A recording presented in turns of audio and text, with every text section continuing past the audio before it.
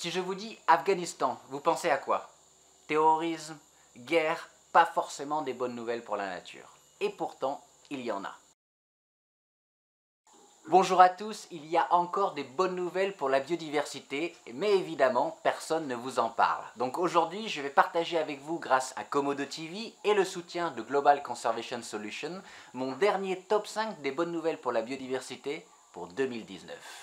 Alors je vais beaucoup parler des nouvelles aires protégées et je vais beaucoup parler en hectares. Donc pour vous donner un moyen de comparer, ayez en tête que Paris Intramuros c'est à peu près 10 000 hectares et que toute l'île de la Corse c'est à peu près 900 000 hectares.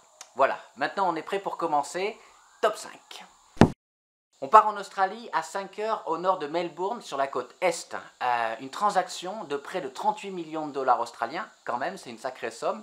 Eh bien, cette transaction, elle a permis la création de la plus grande réserve privée australienne, soit 30 000 hectares. Et ces 30 000 hectares d'une zone humide très importante pour la biodiversité, notamment pour les oiseaux. On y trouve des émeus, on y trouve des pélicans australiens. Donc c'est une approche extrêmement pragmatique, moi qui me parle beaucoup, vous le savez, à effet immédiat. Et c'est extrêmement important, notamment dans ce pays, l'Australie, où la déforestation va très très vite. Et ça aussi, on vous en parle pas assez.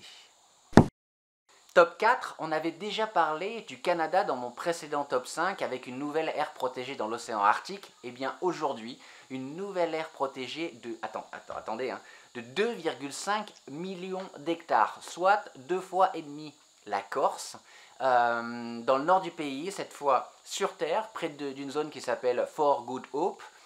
Une zone extrêmement importante pour les populations indigènes, et c'est grâce à eux, d'ailleurs c'est après des décennies de démarches qu'ils sont arrivés à protéger cette zone, protéger leurs terres sacrées, mais aussi la biodiversité sur place. Et là aussi on parle d'une zone humide. Vous savez, ces zones humides, elles sont extrêmement importantes pour beaucoup d'espèces, pour lutter contre le réchauffement climatique aussi, parce qu'elles vont stocker énormément de gaz à effet de serre.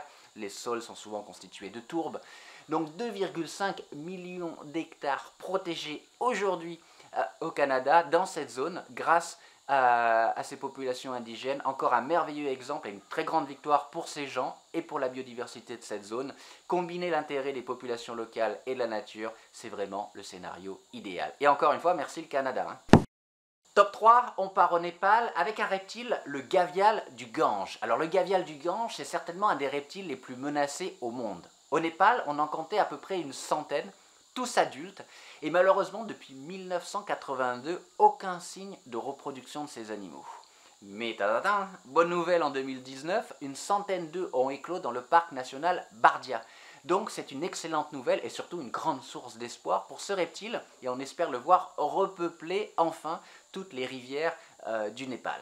Et puis dans le pays d'à côté, on trouve aussi le gavial du Gange en Inde, et là aussi c'est plutôt une jolie histoire, parce que dans les années 40, on estime qu'il ne restait qu'à peu près 300 individus aussi en Inde, tous victimes de la pollution, de la chasse, de la destruction de leur habitat, et de 300 individus, aujourd'hui on en compte plus de 2000. Et ça, c'est une excellente nouvelle. Le gavial, petit à petit, reprend sa place dans son écosystème et dans les rivières indiennes et au Népal.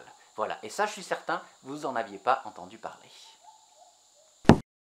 Top 2, on part en Mongolie avec une excellente nouvelle pour le plus grand prédateur du pays, la panthère des neiges.